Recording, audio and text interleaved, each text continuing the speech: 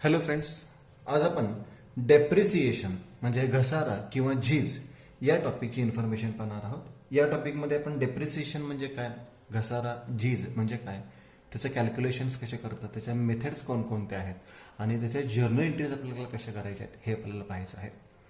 आता डेप्रिसिएशन म्हणजे घसारा किंवा झीज या तुम्हाला अर्थावरूनच कळालं असेल की मालमत्तेचे म्हणजे ज्या फिक्स्ड ॲसेट असतात या फिक्स्ड ॲसेटची मालमत्तेची किंमत जी कमी होते म्हणजे मालमत्तेवर जो घसारा आकारला जातो, झीज आकारले होते, त्यामध्ये त्या वस्तूची किंवा मालमत्तेची किंमत काय होते, कमी होते. मग डेफिनेशन सुरुवातीला पाहूयात आपण. डेफिनेशन पाहण्यापूर्वी हा डेप्रिसिएशन शब्द कशावरून आलेला आहे तर लॅटिन वर्ड एक आहे, तो आहे डेप्रेटियम. The word depreciation is derived from the Latin word depretium which means reduction. Reduction म्हणजे घट होणे, कमी होणे, घट होणे किंवा कमी होणे. या डेप्रिटियम शब्दावरून डेप्रिसिएशन या शब्दाची निर्मिती झालेली आहे. डेप्रिसिएशन म्हणजे काय तर वस्तूची झालेली झीज किंवा वस्तूचा झालेला घसारा, यामध्ये वस्तूची किंवा मालमत्तेची किंमत नेहमी काय होते, कमी होते. मग ते अनेक कारणामध्ये कमी होते. बऱ्याच वेळा पॅसेजचा टाइम म्हणजे काही कालावधीमध्ये त्या मालमत्तेची किंमत कमी होते, किंवा काही वेळेस मार्केटमध्ये नवीन ॲडव्हान्स मशिनरी येतात किंवा ॲडव्हान्स काहीतरी प्रोडक्ट येतात, त्यामुळे त्या वस्तूची किंमत कमी होते, किंवा वस्तूच्या वापरामुळे त्या वस्तूची झीज होते आणि त्याची किंमत काय होते, कमी होते. मग डेफिनेशन दोन अगदी इझी डेफिनेशन आहे त्या इथे पाहिलेलं आपण. Depreciation is the gradual decrease, decrease म्हणजे कमी होणे, in the value of asset from any cause, कोणत्याही कारणामुळे वस्तूची जर किंमत कमी झाली असेल, मालमत्तेची किंमत कमी झाली असेल तर त्याला आपण काय म्हणतो, डेप्रिसिएशन असं म्हणतो. Continuous gradual and permanent reduction in the value of asset is called depreciation. म्हणजे कायमस्वरूपी जी काही आपली झीज होत जाते, वस्तूची मधील किमतीमधील घट होत जाते, त्याला आपण काय म्हणतो, डेप्रिसिएशन असं म्हणतो. आता याच्यामध्ये दोन मेथड्स आहेत. ॲक्च्युली तुम्हाला 6 ते 7 मेथड्स आहेत, पण तुम्हाला 11वी आणि 12वीच्या सिलेबसमध्ये फक्त 2 मेथड्स अभ्यासक्रमामध्ये आहेत. पहिल्या मेथडचं नाव आहे फिक्स्ड इन्स्टॉलमेंट मेथड, दुसऱ्या मेथडचं नाव आहे reducing balance method. Fixed instalment मेथडला अजून 2 नाव आहेत, त्याला FIM सुद्धा म्हणतात. त्याला अजून एक नाव आहे original cost method, original cost method. त्याला अजून एक नाव आहे straight line method, straight line method अशी सुद्धा नावं आहेत. रिड्युसिंग बॅलन्स मेथडला सुद्धा याप्रमाणे अजून 2 नावं आहेत, त्याला RBM सुद्धा म्हणतात. आणि रिड्युसिंग बॅलन्स मेथडला आणखी एक नाव आहे, ते आहे diminishing balance method, diminishing balance method, किंवा त्यालाच नाव आहे return down value method, return WRITTEN down DOWN value method, return down value method अशी 2 नावं आहेत. आता ही नावं कशी काय आहेत, ह्याचं कॅल्क्युलेशन कसं करायचं असतं हे आपण पाहणार आहोत. पण त्याआधी फिक्स्ड इन्स्टॉलमेंट मेथड, त्यालाच आपण ओरिजिनल कॉस्ट मेथड म्हणतो, त्यालाच आपण स्ट्रेट लाईन मेथड असं सुद्धा म्हणतो. आणि रिड्युसिंग बॅलन्स मेथडला आपण डिमिनिशिंग बॅलन्स मेथड किंवा रिटर्न डाऊन व्हॅल्यू मेथड असं सुद्धा म्हणतो. आता फिक्स्ड इन्स्टॉलमेंट मेथडला आपण हे नाव का दिलेलं आहे तर त्याचं सिंपल पॉईंट लक्षात घ्या, काही पॉईंट्स आहेत ते लक्षात ठेवा. कारण की या मेथडमध्ये डेप्रिसिएशनची रक्कम ही कायमस्वरूपी स्थिर असते. डेप्रिसिएशनची रक्कम ही कायमस्वरूपी स्थिर असते म्हणजे बदलत नाही. साधारण जर एका वर्षाचं डेप्रिसिएशन घेतलं तर प्रत्येक वर्षाची डेप्रिसिएशनची रक्कम ही स्थिर असणार आहे, त्यामुळे याला आपण फिक्स्ड इन्स्टॉलमेंट मेथड म्हणतो. स्थिर म्हणजे काय राहते, ही रक्कम फिक्स राहते, त्याला आपण फिक्स्ड इन्स्टॉलमेंट मेथड म्हणतो. किंवा याच्यामध्ये आपण जे डेप्रिसिएशन आकारतो हे डेप्रिसिएशन नेहमी मूळ किमतीवर आकारतो, म्हणजे मालमत्तेची जी मूळ किंमत आहे त्या मूळ किमतीवर आपण डेप्रिसिएशन आकारतो, त्यामुळे याला आपण ओरिजिनल कॉस्ट मेथड म्हणतो. त्यालाच आपण काय म्हणतो मग, ओरिजिनल कॉस्ट मेथड. म्हणजे याच्यावर डेप्रिसिएशन कॅल्क्युलेट करताना आपण ओरिजिनल कॉस्टवर कॅल्क्युलेट करतो म्हणून याला आपण ओरिजिनल कॉस्ट मेथड म्हणतो. किंवा याच्यामध्ये जर आपण डायग्राम तयार केली तर डेप्रिसिएशनची प्रत्येक वर्षाची रक्कम जर फिक्स असेल तर ती स्ट्रेट लाईन येणार डायग्राममध्ये, म्हणून याला आपण स्ट्रेट लाईन मेथड सुद्धा म्हणतो, म्हणून याला आपण स्ट्रेट लाईन मेथड असं सुद्धा म्हणतो. याचं एक तुम्हाला कॅल्क्युलेशन एक सिंपल वर्किंग दाखवणार आहे, म्हणजे तुम्हाला हे पॉईंट लक्षात येतील. आता रिड्युसिंग बॅलन्स म्हणजे काय तर याच्यामध्ये डेप्रिसिएशनची रक्कम स्थिर नसते. बरं, स्थिर नसते म्हणजे बदलते, पण बदलते तर कमी कमी होत जाते, म्हणून याला आपण कोणती मेथड म्हणतो, रिड्युसिंग बॅलन्स मेथड. म्हणजे याच्यामध्ये डेप्रिसिएशनची रक्कम स्थिर राहत नाही, बदलते. बदलते म्हणजे काय होते, कमी होत जाते. म्हणजे पहिल्या वर्षी जास्त, दुसऱ्या वर्षी कमी, तिसऱ्या वर्षी कमी, पुन्हा कमी कमी कमी ही कमी होत जाते. त्यामुळे याला आपण काय म्हणतो, आपण रिड्युसिंग बॅलन्स मेथड किंवा त्यालाच आपण डिमिनिशिंग बॅलन्स मेथड सुद्धा म्हणतो. डिमिनिशिंग रिड्युसिंग म्हणजे कमी होत जाणे, डिमिनिशिंग बॅलन्स मेथड. दुसरा महत्वाचा पॉईंट, या मेथडमध्ये डेप्रिसिएशन जे कॅल्क्युलेट करतो ते मूळ किमतीवर कॅल्क्युलेट करत नाही आपण, ते शिल्लक किमतीवर कॅल्क्युलेट करतो.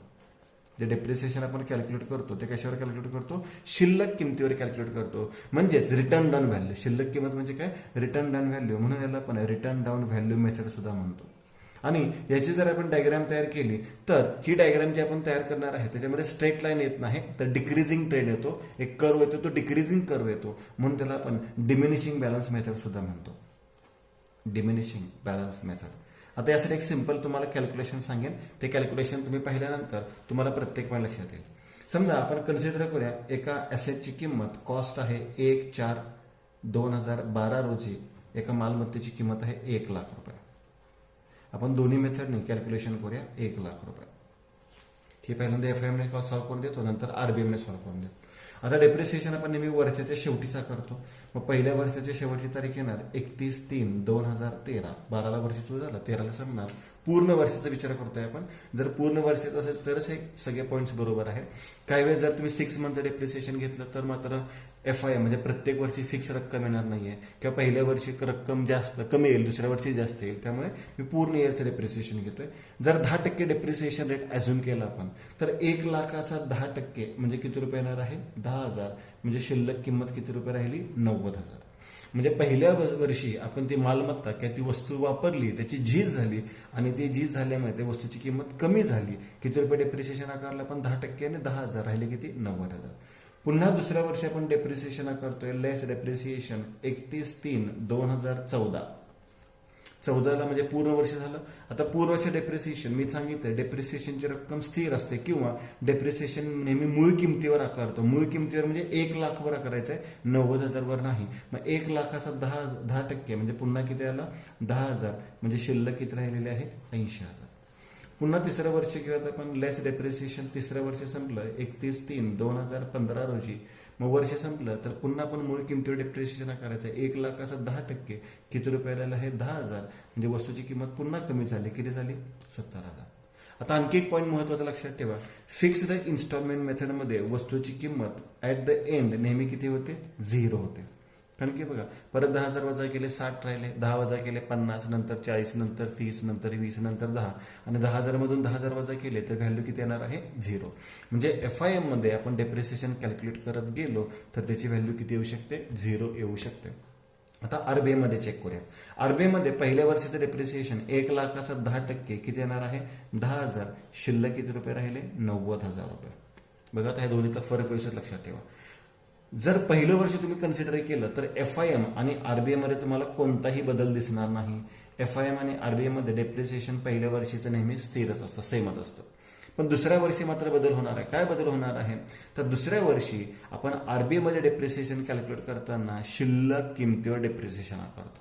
इथे आपण मूळ किमतीवर आकारतो, इथे कशावर आकारतो आपण, शिल्लक किमतीवर डेप्रिसिएशन आकारतो. मग शिल्लक किमतीवर डेप्रिसिएशन आकारायचं म्हणजे 1,00,000वर नाही तर 90,000चा 10%. 90,000चा 10% किती येणार, 9,000. शिल्लक किती राहणार आहेत, 81,000. हा फरक आहे, लक्षात घ्या. आता पुन्हा तिसऱ्या वर्षी डेप्रिसिएशन आकारणार. आता 10% पुन्हा मूळ किमतीवर किंवा पहिल्या शिल्लक रकमेवर नाही, या वर्षी शिल्लक राहिलेल्या रकमेवर. म्हणजे 81,000चा 10% म्हणजे 8,100. म्हणजे शिल्लक किती रुपये राहिले, 72,900. आणि इथे कधीही व्हॅल्यू 0 होत नाही, कारण इथे आपण अगदी 1 रुपयाला तर त्यातून 10 पैसे गेले, 90 पैसे राहतील, परत 9 पैसे गेले, 81 पैसे राहतील. असं कॅल्क्युलेशन खूप क्लिष्ट होत जाणार आहे. तर इथे RBI मध्ये डेप्रिसिएशन कॅल्क्युलेट केल्यानंतर ॲसेटची व्हॅल्यू केव्हाही 0 होत नाही, अगदी ते पॉईंटमध्ये जाऊ शकते. FI मध्ये ती 0 होते. आता या दोन्हीचा फरक कसा लक्षात ठेवायचा आहे तर सिंपल पॉईंट आहे, फिक्स्ड इन्स्टॉलमेंटमध्ये पहिल्या वर्षी डेप्रिसिएशन किती आहे, 10,000. दुसऱ्या वर्षी किती आहे, 10,000. तिसऱ्या वर्षी किती आहे, 10,000. म्हणजे फिक्स अमाऊंट झाली. फिक्स्ड अमाऊंट झाली म्हणजे त्याला नाव काय दिलं आपण, फिक्स्ड इन्स्टॉलमेंट मेथड. दुसरा पॉईंट, या मेथडमध्ये आपण डेप्रिसिएशन 1,00,000वर कॅल्क्युलेट केलंय, कधी 90,000वर 80,000वर कॅल्क्युलेट केलेलं नाहीये. 1,00,000 ही मूळ किंमत आहे, ओरिजिनल कॉस्ट आहे, म्हणून याला आपण कोणती मेथड म्हणतो, ओरिजिनल कॉस्ट मेथड. आता जर आपण एक डायग्राम तयार केली, बघा, जर आपण याच्यामध्ये छोटीशी एक डायग्राम तयार केली तर साधारण या पद्धतीने आपण डायग्राम तयार केली. इथे मी 5,000 लिहितो, इथे मी 10,000 लिहितो, इथे मी 15,000 लिहितो, आणि इथे मी इयर घेतो 1 2 3. पहिल्या वर्षी डेप्रिसिएशन किती आहे, 10,000. दुसऱ्या वर्षी डेप्रिसिएशन किती आहे, 10,000. तिसऱ्या वर्षी सुद्धा डेप्रिसिएशन किती आहे, 10,000. म्हणजे ही स्ट्रेट लाईन आलेली आहे, म्हणून आपण कोणती मेथड म्हणतो, स्ट्रेट लाईन मेथड असं म्हणतो. आता दुसरी मेथड पाहूयात आरबीएम. आरबीएम मध्ये मी काय सांगितलं होतं, डेप्रिसिएशन काढताना नेहमी मूळ किमतीवर काढत नाही तर शिल्लक किमतीवर काढतो. पहिल्या वर्षी डेप्रिसिएशन फिक्स आले 10,000 रुपये, दोन्ही सेमच आहे. दुसऱ्या वर्षी मात्र डेप्रिसिएशनची रक्कम 90,000चा 10% म्हणजे किती आलंय, 9,000 रुपये. तिसऱ्या वर्षी किती आलेलं आहे, 8,100. म्हणजे इथं पहिल्या वर्षी 10,000 डेप्रिसिएशन आहे, दुसऱ्या वर्षी 9,000 आहे, तिसऱ्या वर्षी 8,100 आहे. म्हणजे रक्कम फिक्स आहे का, नाही, बदलते आहे. त्यामुळे याला आपण फिक्स्ड इन्स्टॉलमेंट मेथड म्हणू शकत नाही. बरं, बदलते आहे म्हणजे वाढत गेले का कमी होत गेले, कमी होत गेले. 10,000चे 9,000 झालेत, 9,000चे 8,100 झालेत. म्हणजे डेप्रिसिएशनची रक्कम कमी कमी होत गेलेली आहे, रिड्यूस होत गेलेली आहे. म्हणून त्याला आपण काय म्हणतो, रिड्युसिंग बॅलन्स मेथड. म्हणजेच त्याला आपण काय म्हणू शकतो, डिमिनिशिंग बॅलन्स मेथड. दुसरा एक पॉईंट, याच्यामध्ये डेप्रिसिएशन कॅल्क्युलेट करताना आपण मूळ किमतीवर काढलेलं नाही तर आपण शिल्लक किमतीवर डेप्रिसिएशन काढलेलं आहे. आणि शिल्लक किमतीला म्हणतात रिटर्न डाऊन व्हॅल्यू. शिल्लक किमतीला काय म्हणतात, रिटर्न डाऊन व्हॅल्यू. म्हणजे वजा करून आलेली किंमत, डेप्रिसिएशन वजा करून आलेली किंमत, त्याला रिटर्न डाऊन व्हॅल्यू म्हणतात. म्हणजेच या मेथडमध्ये डेप्रिसिएशन आपण रिटर्न डाऊन व्हॅल्यूवर काढतो, म्हणून त्याला आपण कोणती मेथड म्हणतो, रिटर्न डाऊन व्हॅल्यू मेथड म्हणतो. आता याचा एक डायग्राम जर आपण तयार केला तर तोही डायग्राम तुमच्या लक्षात येईल. तर मी इथं लिहितो 5,000, मी इथं लिहितो 10,000. म्हणजे इथे साधारण 6, 7, 8, 9 असे असतील. इथं फर्स्ट इयर, सेकंड इयर आणि थर्ड इयर. याच्यामध्ये जर पाहिलं तर डेप्रिसिएशन पहिल्या वर्षी 10,000 आहे, दुसऱ्या वर्षी 10,000 नाही 9,000 आहे, म्हणजे थोडंसं कमी झालेलं आहे. तिसऱ्या वर्षी 8,100 म्हणजे पुन्हा थोडंसं कमी झालेलं आहे. जर आपण इथे ड्राईन ड्रॉ केली तर ती आपल्याला डिक्रीजिंग होताना दिसते, कमी कमी होत जाताना दिसते.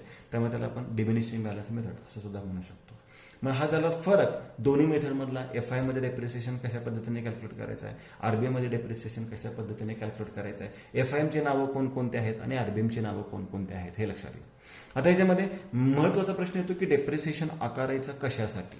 तर डेप्रिसिएशन सर्वात पहिला पॉईंट लक्षात घ्या की आपण जे डेप्रिसिएशन घसारा आकारतो म्हणजे मालमत्तेची किंमत कमी होते. उदाहरणार्थ आपण एक कार घेतली असेल आणि कार घेतलेली आहे 1,00,000 रुपयाला. ती कार 5 वर्षे वापरली, 5 वर्षानंतर त्या कारचे आपल्याला 1,00,000 रुपये मिळणार आहेत का, नक्कीच नाहीत मिळणार. कारण की तेव्हा मार्केटमध्ये नवीन कार, नवीन मॉडेल्स आलेले असणार किंवा या कारची जी वापर झालेला आहे, जीज झालेला आहे, त्यामुळे त्या कारची किंमत काय झालेली असणार, कमी झाली असणार. उदाहरणार्थ ही कार आपण 40,000 रुपयाला विक्री केली, म्हणजे मार्केट व्हॅल्यू किती असणार आहे, 40,000.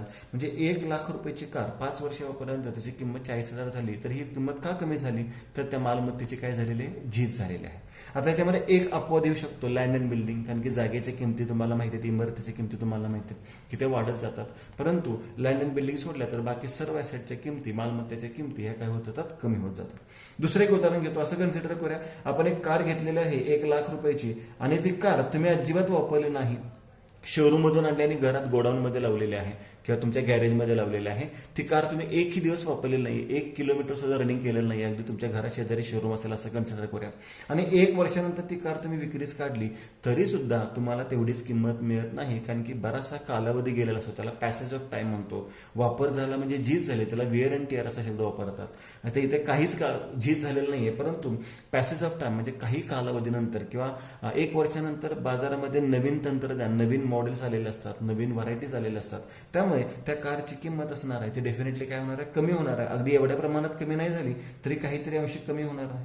म्हणजे याच्या कारची किंमत समजा 70,000 झाली किंवा 80,000 झाली तर इथे सुद्धा मालमत्तेची किंमत कमी होते. मग त्या मालमत्तेची किंमत जी कमी होते त्याला आपण काय म्हणतो, डेप्रिसिएशन असं म्हणतो. आता याच्या एंट्रीज आधी पाहूयात आणि मग ह्याचे एफआयएमचे आणि आरबीएमचे काही कॅल्क्युलेशन्स आहेत, हे कॅल्क्युलेशन सुद्धा तुम्हाला सांगणार आहे.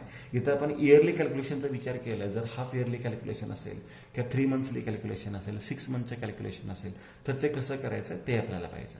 आता याच्यामध्ये ज्या बेसिक एंट्रीज आहेत त्या एंट्रीज अगदी सिंपल एंट्रीज आहेत आणि या एंट्रीज तुम्ही व्यवस्थित लक्षात ठेवा. 1-2च एंट्रीज आहेत तर तुम्हाला लक्षात ठेवाव्या लागतील किंवा पाठ कराव्या लागतील असे म्हणू शकतो. पहिली एंट्री परचेस ऑफ ॲसेट, म्हणजे मालमत्ता खरेदी केली. पहा आता मालमत्ता खरेदी केली, काय येणार आणि काय जाणार, तर मालमत्ता येणार आणि रक्कम जाणार. मग सिंपल एंट्री आहे, मालमत्ता खरेदी केली तर एंट्री काय होणार आहे, ॲसेट अकाउंट डेबिट, ॲसेट येणार टू, रोख रक्कम दिली असेल तर कॅश किंवा चेक डीडी दिला असेल तर बँक. म्हणजे मालमत्ता खरेदी केली काय एंट्री होणार, asset account debit to cash oblique bank account. पण याच्यावर एक महत्त्वाचा पार्ट आहे, ॲसेट खरेदी करताना जर काही इन्सिडेंटल चार्जेस आपण दिले असतील, म्हणजे ॲक्सेसरीज असतील किंवा इन्स्टॉलेशन चार्जेस असतील, बरोबर, तर ते चार्जेस आपण एक्सपेन्सेस म्हणून न दाखवता त्या ॲसेटच्या किमतीमध्ये ॲड करतो. म्हणजेच काय, incidental charges paid on asset ह्याची एंट्री एक्सपेन्सेस किंवा इन्सिडेंटल चार्जेस किंवा इन्स्टॉलेशन चार्जेस टू बँक करायचे नाही आहे, तर त्याची एंट्री सुद्धा काय होणार आहे, asset account debit to bank account किंवा कॅश ऑब्लिक बँक अकाउंट. तर हा एक पॉईंट मुलांना लक्षात ठेवायचा आहे. म्हणजे समजा 82,000 रुपयाची ॲसेट मालमत्ता मशिनरी खरेदी केली असेल आणि 18,000 रुपये खर्च केला, तर मशिनरीची किंमत 82,000 प्लस 18,000 म्हणजे किती रुपये दाखवायचे आहे? 1,00,000 रुपये. मग machinery account debit to cash oblique bank 1,00,000 रुपयाची एंट्री होणार. 82,000ची मशिनरीची आणि 18,000ची इन्स्टॉलेशन चार्जेसची एंट्री होणार नाही. तर दोन्ही एकत्रच करायचे, कंबाईन, म्हणजे दोन्हीच्या एंट्री सेम असतात. आता डेप्रिसिएशन चार्ज, डेप्रिसिएशन म्हणजे घसारा. घसारा म्हणजे झीज, म्हणजे वस्तूचं काय झालेलं आहे? नुकसान झालेलं आहे. वस्तूची किंमत कमी झाली म्हणजे नुकसान झालं. आणि नुकसान कुठे दाखवतो आपण? Debit all expenses and losses. म्हणजे डेप्रिसिएशन अकाउंटला इथे आपण काय करणार आहोत? Debit, depreciation account debit to. आता इथे मालमत्तेची किंमत कमी होणार. मालमत्ते ॲसेटचा बॅलन्स कोणता असतो? डेबिट. मग ॲसेट कमी झाली तर बॅलन्स बदलणार. कुठे होणार आहे? क्रेडिट. म्हणजे एंट्री कशी होणार आहे आपली? Depreciation account debit to asset account. ही एक एंट्री तुम्हाला सर्वात महत्त्वाची लक्षात ठेवायची आहे. याला मी 3 स्टार करतो. Depreciation charge, depreciation account debit to asset account. आता डेप्रिसिएशन वर्षाच्या शेवटी आपण कुठे ट्रान्सफर करतो? प्रॉफिट अँड लॉस अकाउंटला ट्रान्सफर करतो at the end of the year. म्हणजे प्रत्येक वर्षाच्या शेवटी आपली जी काही खर्चाची रक्कम असते ते आपण माहिती आहे आपल्याला. प्रत्येक वर्षाच्या शेवटी आपण फायनल अकाउंट तयार करतो. फायनल अकाउंटमध्ये ट्रेडिंग अकाउंट असतो, प्रॉफिट अँड लॉस अकाउंट असतो आणि बॅलन्स शीट असते. तर सर्व खर्च नुकसान आपण प्रॉफिट अँड लॉस अकाउंटच्या डेबिटला ट्रान्सफर करतो. म्हणून डेप्रिसिएशन सुद्धा वर्षाच्या शेवटी कोणत्या अकाउंटला ट्रान्सफर करायचं आहे? प्रॉफिट अँड लॉस अकाउंटच्या डेबिट साईडला. मग याची एंट्री कशी तयार होणार आहे? Profit and loss account debit, profit and loss account debit to depreciation account, to depreciation account. म्हणजे ही सुद्धा एंट्री सिंपल आहे, हे लक्षात ठेवण्यासारखी आहे, तुम्हाला राहण्यासाठी आहे. आता त्याच्यानंतर आहे फॉर सेल ऑफ ॲसेट. मालमत्ता विक्री केली तर सोपे आहे. जे आपण खरेदीची एंट्री केली त्याच्याबरोबर उलट मालमत्ता विक्री केल्यावर पैसे येणार. म्हणजे कॅश ऑब्लिक बँक अकाउंटला डेबिट होणार आहे. Cash oblique bank account debit to काय जाणार आपल्याकडून? ॲसेट जाणार आहे. आणि यानंतर सर्वात शेवटचा पार्ट आहे. ही मालमत्ता विक्री केल्यानंतर एकतर आपल्याला प्रॉफिट होतो किंवा एकतर आपल्याला लॉस होतो. जर नो प्रॉफिट नो लॉस असेल तर आपल्याला एंट्री करायची गरज नाही आहे. पण प्रॉफिट झाला तर त्याची वेगळी एंट्री होते, लॉस झाला तर त्याची वेगळी एंट्री होते. जर प्रॉफिट झाला तर तो प्रॉफिट आपण प्रॉफिट अँड लॉस अकाउंटच्या क्रेडिटला म्हणजे ॲसेट अकाउंटला डेबिट करतो. जर प्रॉफिट झाला तर त्याची एंट्री होते asset account debit to profit and loss account. Profit झाला तर एंट्री काय होणार आहे? Asset account debit to profit and loss account. आणि जर लॉस झाला तर लॉस आपण प्रॉफिट अँड लॉस अकाउंटच्या डेबिटला दाखवतो. म्हणजे लॉसची एंट्री काय होणार आहे? Profit and loss account debit to asset account, profit and loss account debit to asset account. या पद्धतीने या एंट्रीज लक्षात ठेवायचे तुम्हाला. तर एवढ्या सिंपल एंट्रीज आहेत. फक्त याचा सिक्वेन्स आहे, तो सिक्वेन्स पण कसा लक्षात ठेवायचा आहे. जर बुकमध्ये पाहिलं तर तुम्हाला पहिल्या वर्षी 2 एंट्रीज 3 एंट्रीज, दुसऱ्या वर्षी परत 2-3 एंट्रीज, परत तिसऱ्या वर्षी भरपूर एंट्रीज दिलेल्या आहेत. तर एवढं लक्षात ठेवण्यापेक्षा तुम्ही हा लक्षात ठेवा. सिक्वेन्स तुम्हाला मी एक्झाम्पल सॉल्व्ह करताना सांगेन कसा लक्षात ठेवायचा. तर या झालं बेसिक एंट्रीज. आता FIM मध्ये बऱ्याच वेळा आपल्याला पर्सेंटेज देत नाहीत, म्हणजे डेप्रिसिएशनची टक्केवारी देत नाहीत. मग मी तुम्हाला सांगितलं 10% डेप्रिसिएशनचा रेट आहे किंवा 20% आहे. तर बऱ्याच वेळा आपल्याला डेप्रिसिएशनचे पर्सेंटेज दिले नसतील. FIM मध्ये म्हणतोय मी, फिक्स्ड इन्स्टॉलमेंट मेथडमध्ये जर आपल्याला पर्सेंटेज दिले नसतील तर तेव्हा आपल्याला डेप्रिसिएशन कोणत्या इक्वेशनने दाखवायचं आहे, कॅल्क्युलेट करायचं आहे. तर त्यासाठी इक्वेशन लक्षात ठेवा. Depreciation is equal to cost price.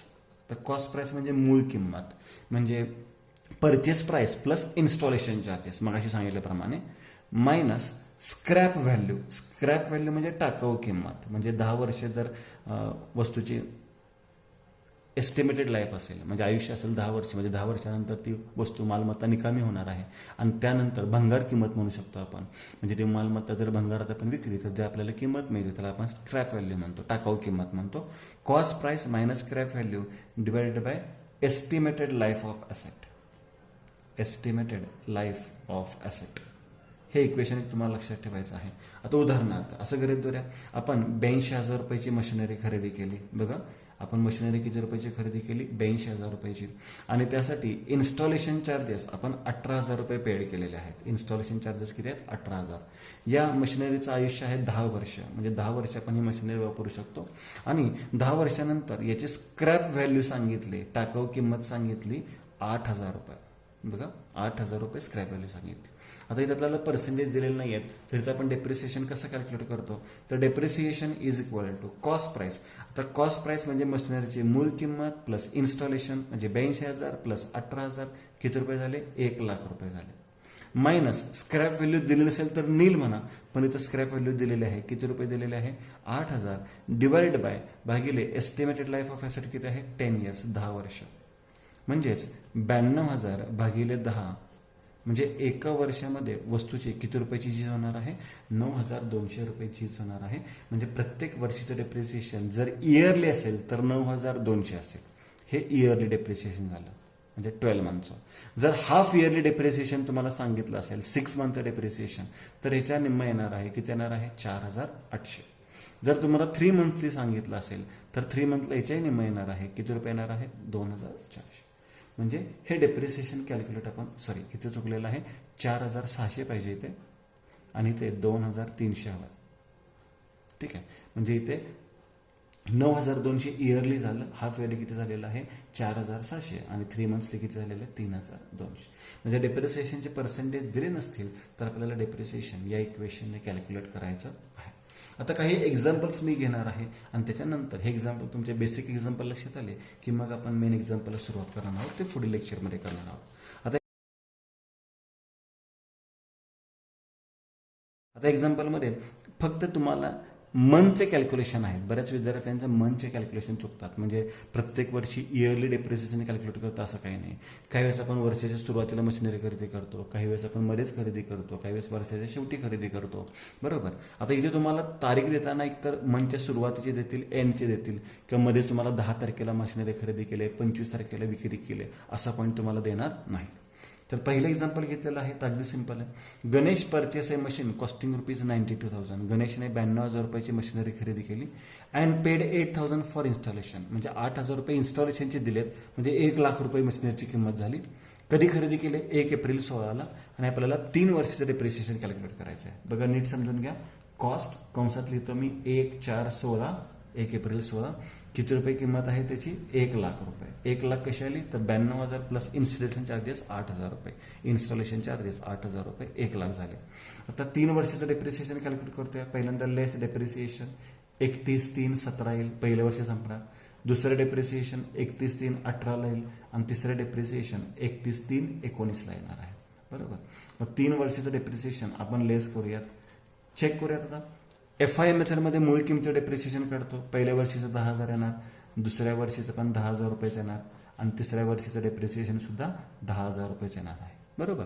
मग पहिल्या वर्षी शिल्लक राहिले 90,000, दुसऱ्या वर्षी शिल्लक राहिले 80,000, तिसऱ्या वर्षी शिल्लक राहिले 70,000. इथं दाखवलेलं त्याच पद्धतीने. आता RBMने चेक करूयात. जर आपण वर्षाची सुरुवातीला मशिनरीची किंमत घेतली 1,00,000, पहिल्या वर्षी डेप्रिसिएशन किती आलं? 10,000, शिल्लक राहिले 90,000. पण RBM मध्ये डेप्रिसिएशन शिल्लक किमतीवर काढतो. शिल्लक किमतीवर किती येणार? 9,000, राहिले 81,000, आणि पुन्हा शिल्लक किमतीवर काढले तर 8,100, म्हणजे राहिले किती? 72,900 रुपये. चौथ्या वर्षी डेप्रिसिएशन कॅल्क्युलेट केलं तर FIMने इथं 10,000च येईल, पण इथं 7,290 येणार आहे, बरोबर. म्हणजे डेप्रिसिएशन या पद्धतीने कॅल्क्युलेट केलं. आता इथे मी पूर्ण वर्षाचं डेप्रिसिएशन घेतलंय.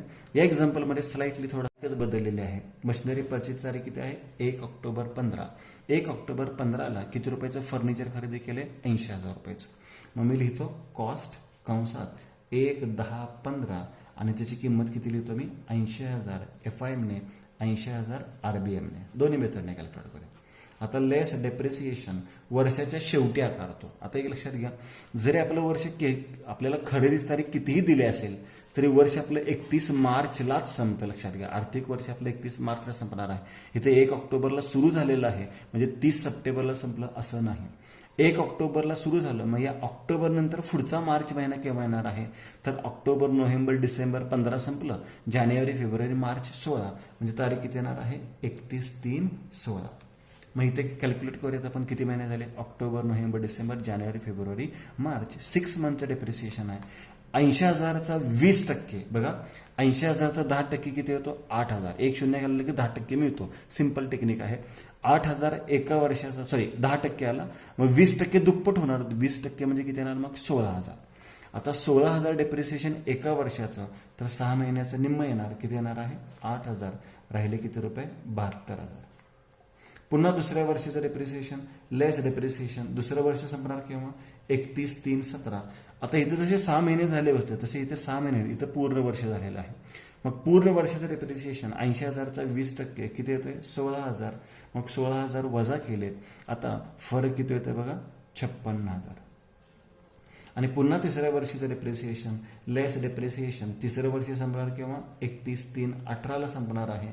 पुन्हा डेप्रिसिएशन किती येणार 16,000 म्हणजे शिल्लक किती राहिलेले आहेत 40,000. बघा आता इथे तुम्ही म्हणाल की सर तुम्ही मला सांगितलं होतं की डेप्रिसिएशनची रक्कम फिक्स राहते, पण मी सांगितलं होतं इयरली असेल तर फिक्स राहते. इथे पहिल्या वर्षी 6 मंथचं कॅल्क्युलेशन आहे, नंतर इयरली कॅल्क्युलेशन आहे. म्हणून इथे 6 मंथचं डेप्रिसिएशन आहे, इथं इयरली आहे. इथे जर इयरली कॅल्क्युलेशन असतं तर इथे पण 16,000 आले असते. बरोबर, म्हणजे ही झाली FIM प्रमाणे. आता RBM प्रमाणे करूयात. 80,000चा 20% 16,000, पण 6 मंथचं कॅल्क्युलेशन आहे म्हणजे हाफ इयरली येणार आहे किती 8,000, राहिले किती रुपये 72,000. आता डेप्रिसिएशन काढताना इथं आपण मूळ किमतीवर काढत होतो, प्रत्येक वर्षी 16,000 फिक्स होतं. इथं तसं नाही आहे.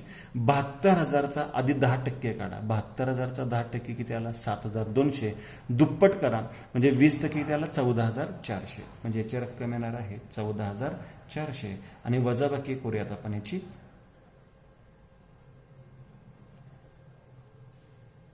57,600. इथे डेप्रिसिएशन वजा करून रक्कम किती आलेली आहे 57,600.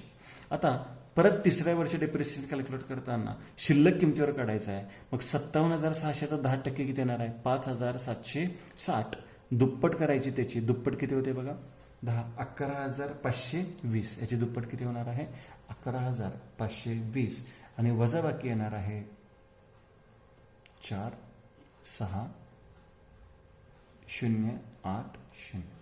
बरोबर, याची वजाबाकी किती आलेली आहे 46,080.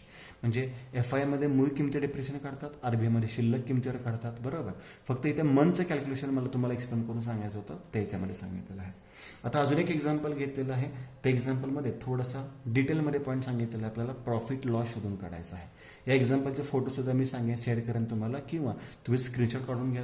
ते एक्झाम्पल तुम्ही व्यवस्थित नोट डाऊन करून ठेवा. आणि ह्याच्यानंतर जे सेकंड लेक्चर असणार आहे त्याच्यामध्ये एक डिटेल एक्झाम्पल आपण FI आणि RBM दोन्ही पद्धतीने सॉल्व्ह करणार आहोत. सेमच एक्झाम्पल FI आणि RBM दोन्ही पद्धतीने सॉल्व्ह करणार आहोत. Mohan bought car of rupees 1,20,000 on 1st April 16 and sold it on 30th September 18 for rupees 85,000. Charge depreciation at 10% per annum. Find out profit or loss. आता इथे आधी मी घेतो कॉस्ट. किती तारखेला मशिनरी खरेदी केलेली, कार खरेदी केलेली आहे 1 एप्रिल 16, म्हणजे 1/4/16ला किती रुपयाची कार खरेदी केली 1,20,000. मी दोन्ही पद्धतीने कॅल्क्युलेट करणार आहे म्हणून दोन्ही किमती लिहून ठेवलेल्या आहेत. लेस डेप्रिसिएशन, मी सांगितलं डेप्रिसिएशन वर्षाच्या शेवटीच आकारतो आपण. 1/4/16ला सुरू झालेलं वर्ष संपणार कधी 31/3/17ला, म्हणजे पूर्ण वर्ष होणार आहे. मग 10% डेप्रिसिएशन FIM काढलं तर 12,000 रुपये आलेला आहे. शिल्लक किती राहिली 1,08,000. पुन्हा मी लेस केलं, लेस डेप्रिसिएशन दुसरं वर्ष किती तारखेला संपलं 31/3/18ला संपलेलं आहे. पुन्हा मूळ किमतीचं डेप्रिसिएशन काढलं, किती रुपये आलेलं आहे 12,000. आणि ते वजाबाकी किती आलेले आहे 96,000. आता तिसऱ्या वर्षीचं डेप्रिसिएशन लेस करताना मी तारीख कोणती घ्यायची, मी आधी पेन्सिलने लिहितो, तुमच्या लक्षात येईल. 31/3/19 हे वर्ष संपल्याची तारीख आहे. तारीख किती आहे वर्ष संपल्याची 31/3/19. पण 31/3/19 पर्यंत आपण ती कार आपल्याकडे ठेवलेलीच नाहीये. आपण कार किती तारखेला विकले 30 सप्टेंबर 18ला विकली, म्हणजे वर्ष संपायच्या आधीच आपण कार विकलेली आहे. म्हणजे इथं तारीख विक्रीची घ्यायची आहे 30/9/18. हा पॉईंट व्यवस्थित लक्षात ठेवा 30/9/18. म्हणजे 31/3/18 ते 30/9/18 तुम्हाला लक्षात येईल 6 महिन्याचं अंतर आहे. मग इथे डेप्रिसिएशन घेताना किती महिन्याचं घ्यायचं आहे 6 महिन्याचं. मग वर्षाचं 12,000, 6 महिन्याचे किती येणार 6,000. शिल्लक किती राहिले 90,000. आता ज्या मशिनरीची किंमत 90,000 रुपये किंवा ज्या कारची किंमत 90,000 रुपये शिल्लक राहिली ते आपण किती रुपयाला विकलेले आहे 85,000ला. म्हणजे कमी किमतीला विकली, म्हणजे 5,000 रुपये इथे आपला काय झालेला आहे लॉस झालेला आहे. 5,000 रुपये काय झालेला आहे लॉस. आता हेच एक्झाम्पल RBM प्रमाणे सॉल्व्ह करूयात.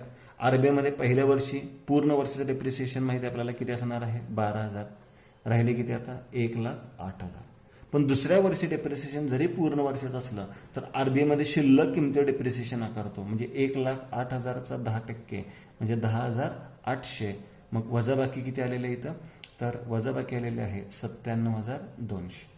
आणि तिसऱ्या वर्षी डेप्रिसिएशन आकारता शिल्लक किमतीवर डेप्रिसिएशन आकारायचं आहे. म्हणजे 97,200चा आपल्याला 10% काढायचं आहे. पण महिने किती घ्यायचे 6 मंथ, कारण की आपण पूर्ण वर्ष संपण्याच्या आधीच मशिनरी कार विक्री केलेली आहे. म्हणजे ते डेप्रिसिएशन घेताना आपण 6 मंथचे घ्यायचं आहे. मग पूर्ण वर्षाचं डेप्रिसिएशन किती होणार आहे 9,720. मग 9,720च्या निम्मे कॅल्क्युलेट करूयात. 9,720च्या निम्मे, 9,000च्या निम्मे किती झाले? 4,500. 700च्या निम्मे किती झाले? 350. आणि 20च्या निम्मे किती झाले? 10. लक्षात आलं? 9,720ची फोड केली मी, तर 4,500 आणि 350 म्हणजे 4,850 आणि 10 म्हणजे 4,860 रुपये डेप्रिसिएशन आलं. आणि वजाबाकी त्याची आपण केली तर वजाबाकी आलेली आहे 9,2,3,4,0. किती आलेले वजाबाकी बघा? 92,340. आणि जी ॲसेट 92,340ची होती ती किती रुपयाला सेल केली आपण? 85,000 रुपयाला सेल केलेली आहे. म्हणजे इथे आपला लॉस झालेला आहे. किती रुपये लॉस झालेला आहे? 7,340 रुपये आपला काय झालेला आहे? लॉस. मग हे जे कॅल्क्युलेशन्स आहेत हे कॅल्क्युलेशन्स नॉर्मली तुमच्या लक्षात येतील, पण जेव्हा 6 मंथ, 3 मंथ किंवा 9 मंथचं कॅल्क्युलेशन येईल तेव्हा मात्र तुम्हाला थोडासा विचार करावा लागणार आहे. आता हे झाले डिटेल्स एक्झाम्पल्स. आता ह्याच्यापेक्षा डिटेल एक्झाम्पल आपण पाहणार आहोत, पण त्यासाठी तुमच्या जर्नल एंट्रीज परफेक्ट असणं महत्त्वाचं आहे. मग नेक्स्ट लेक्चरला आपलं जे असणार आहे त्याच्यामध्ये तोपर्यंत तुम्ही जर्नल एंट्रीज पाठ करून ठेवा, या जर्नल एंट्रीज लक्षात ठेवा. मग ते एक्झाम्पल आपल्याला कसं सॉल्व्ह करायचं आहे, त्याचे वर्किंग नोट कशा करायचे आहेत, कोणकोणते अकाउंट्स तयार करायचे आहेत, त्याच्यामध्ये एक ॲसेट अकाउंट तयार करतो, एक डेप्रिसिएशन अकाउंट तयार करतो. नॉर्मली जर्नल एंट्रीज काही एक्झाम्पलमध्ये विचारतात, काही एक्झाम्पलमध्ये विचारत नाहीत. आणि विचारलं तर त्या फक्त नॉर्मली एका वर्षाचे विचारतात, पूर्ण सर्व वर्षाचे जर्नल एंट्रीज तुम्हाला विचारत नाही. तर नेक्स्ट लेक्चरपर्यंत या सर्व एंट्रीज पाठ करून ठेवा. हे कॅल्क्युलेशन फक्त लक्षात ठेवा. FI म्हणजे काय, RBI म्हणजे काय, आणि ह्याचे कॅल्क्युलेशन्स तुम्हाला आले पाहिजेत. हा पॉईंट सर्वात महत्त्वाचा आहे.